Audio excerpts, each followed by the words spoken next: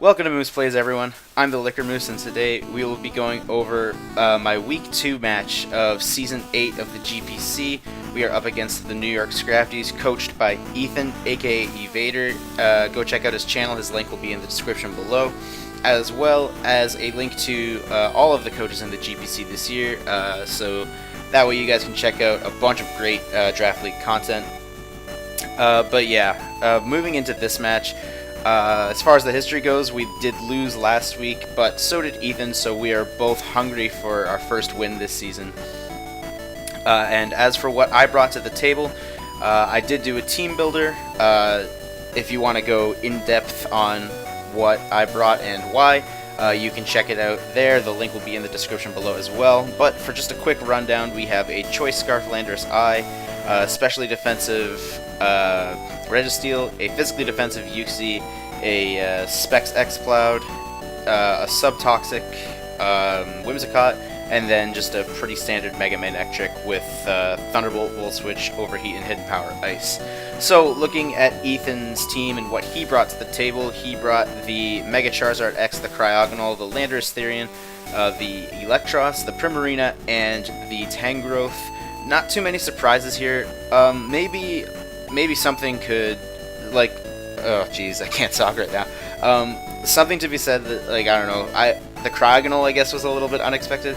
I mean, it is a decent Landorus check, but I am packing Rock Slide specifically for Cryogonal, so we'll see how that goes. But as far as lead matchups go, I am just going to lead Whimsicott here, as I actually expect him to lead with his Landorus. Seeing as it's his only rocker on the team, I actually figured it would be carrying rocks, so I could either sub up on his rocks and just start spamming Moonblast basically, or if I sub and he goes for Z Fly right away, then I guess I scouted for that. So yeah, I'm just going to go ahead and lead with my Whimsicott here, as he actually leads with Electros.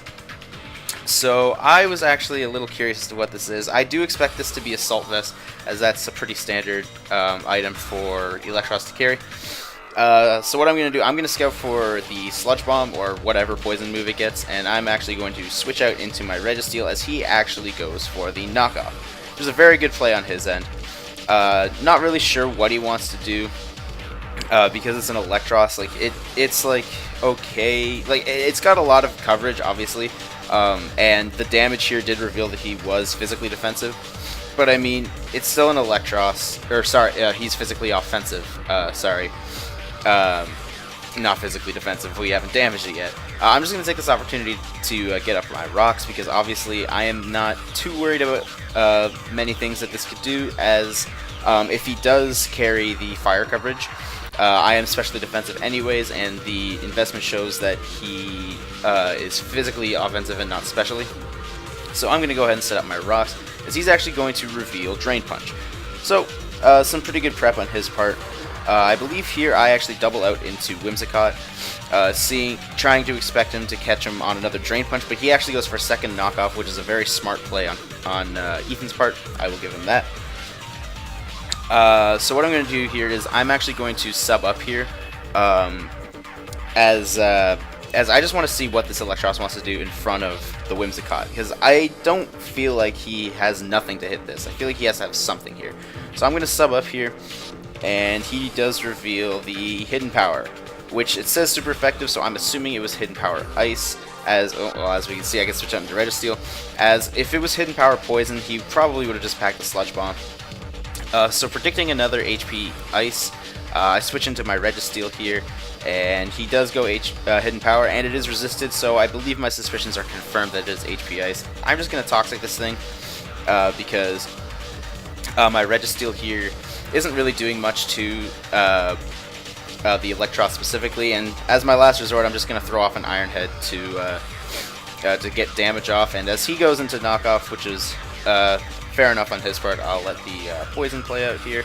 Okay, so we have something unfortunate, because if you watch my team builder, Primarina was a huge threat to my team, and Registeel was my main check to the Primarina, so that's already looking a bit scary.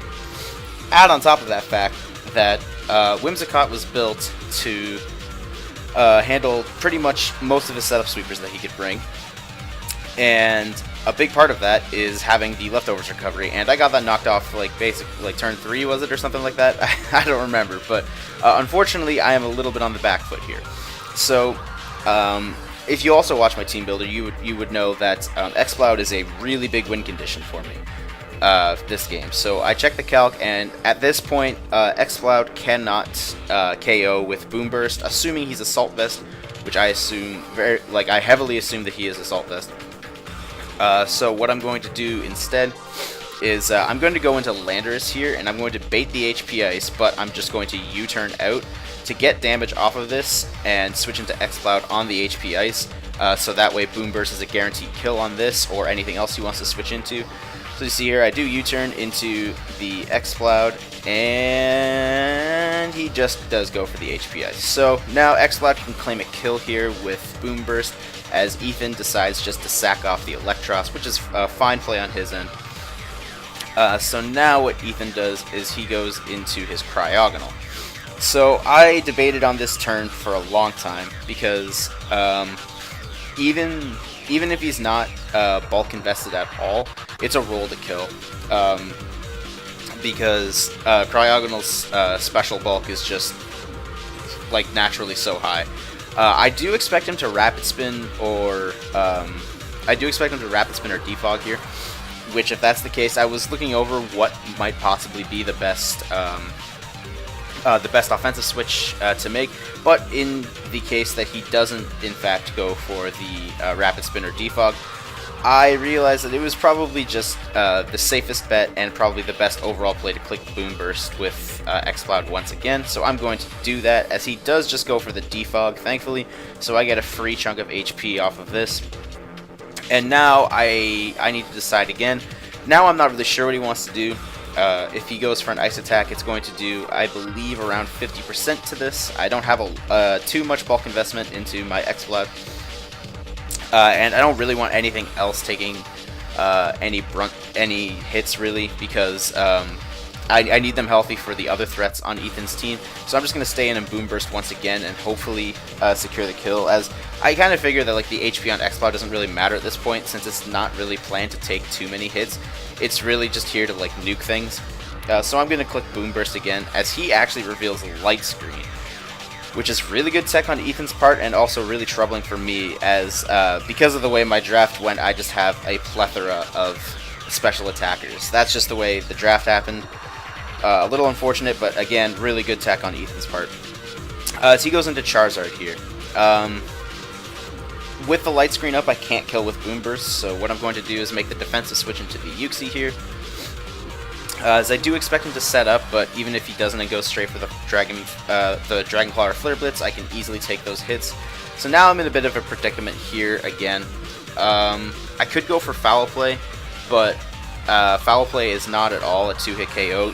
It's not a guaranteed 2-hit KO, even when he's at +1, and it is a 2-hit KO on him for Flare Blitz. I don't remember the calc on Dragon Claw though, so I'm in a bit of a pickle whether I want to predict his attack or whether just attack what's in front of me and Foul Play.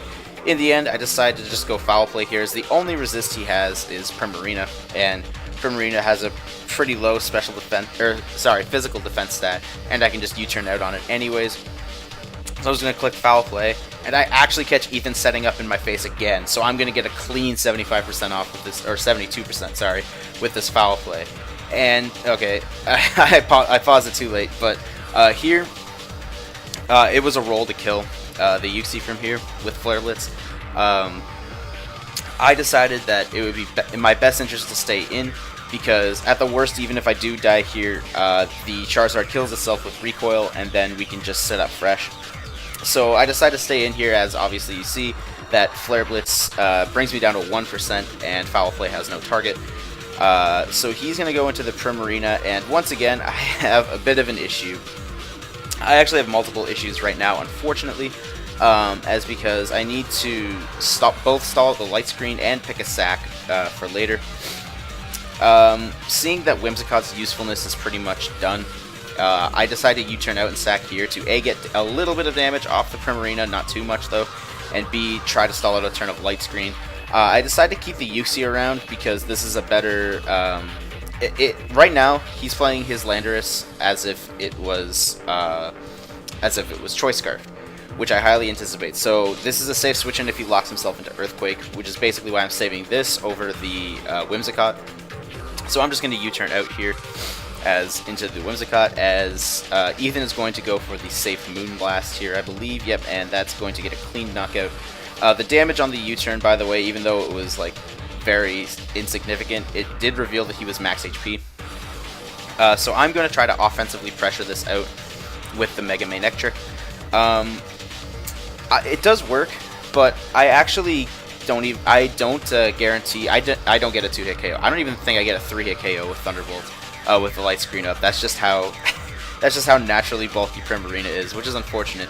But I am going to go for the Volt Switch here to try to scare out this Primarina, and it actually works. So I get an Intimidate drop here as I go for the Volt Switch. Now I'm actually just going to Volt Switch out into Uxie, as everything else on my team just looks like it's too good of a win condition right now, other than the Uxie. As you know, I am Scarf Landorus myself, so I will outspeed his Landorus if it comes down to that. X-Cloud can't kill this through Light Screen if it's a max special defensive Assault Vest, which that Volt Switch damage does reveal that it is. And yeah, basically, even though I thought that I could save the Uxie for a Landorus sack if he locks himself into Earthquake, I realize here that everything else on my team just is too valuable, basically, for me to let take damage at this point in time, especially since he's only at -1 attack right now. So I'm just going to go for the Uxie, get a little bit of leftovers off. I'm just going to go for the Ice Punch here, as I just want to get, again, just a little bit of chip damage off of this Tangrowth, and to get rid of a turn of Light Screen. And on the off chance that he does switch into Landorus for whatever reason, I can catch it off guard, as he's just going to make the smart play and go for the knockoff to knock out my Uxie, which is completely fine. I'm going to go back in here into Manectric, as at -2 attack, it actually, Tangrowth can't do too much with Earthquake, so I'm just going to HP Ice here in case he does switch out into Landorus, predicting another electric attack.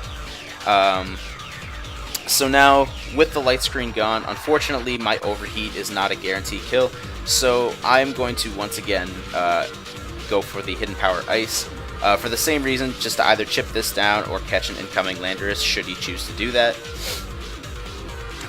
And he's actually going to go for what I assume is a Hidden Power Ice himself, but now Overheat is a guaranteed kill, so I'm going to just go for that and kill this down. As Ethan is going to now go into his Primarina, and now I think is the time to let Mega Manectric go down. Unfortunately, X-Cloud can't kill from here, so what I am going to do instead is just get off a Thunderbolt, which does let Boom Burst from X-Cloud guarantee kill the Primarina. So I'm going to get a nice 42% off, even at -2, and his Moonblast is going to kill me, and X-Cloud can come in once again to claim another kill with Boom Burst. Present Mike putting in the work this game, and I'm really happy it did. And now he goes into his final Pokemon, which is Landorus. At this point, if he is Scarf like I'm anticipating, his most powerful move is Earthquake. Now I could have probably gone for Differential and just gone into Landorus here to lock him into Earthquake, but I figured I could, if he locked himself into Earthquake, not thinking that he can't do that since I have a Landorus, then X-Cloud can pick up the last kill basically. But Ethan does just make the smart play, because it's Earthquake for him is a roll to kill me, or to kill X-Cloud. He needs the highest roll possible, which is why I stayed in and clicked Boom Burst instead of switching out. But in hindsight, switching out here would have been better, as Ethan locks himself into Superpower instead. We assume, because, well, with Superpower here, I basically confirmed that he's Scarf, because no other form of Landorus runs Superpower. As I'm just going to go for the Rock Slide, as that's my best move to hit him. And he is indeed confirmed Choice Locked, so we are actually going to get the 1-0 victory for my first win in the GPC this season, and ever, really. And I'm glad to finally get the monkey off my back. It would have been a detriment, really, if I had lost this game, because I have never gone 0-2 to start a season in Draft League ever. My worst start has always been 1-1. But anyways, beside that, GG to Ethan. Again, check out his link in the description. But before you do, I think there's a few things we need to talk about. Mostly because while I did come back to win, I played very sloppy at the beginning, I think. Basically, two of my best checks to some of his Pokemon, specifically the Registeel as a check to Primarina and Whimsicott as a check to his setup mons, whether they be the Charizard or had he still had setup Landorus or if he brought the Cobalion. I played very sloppy around that Electros.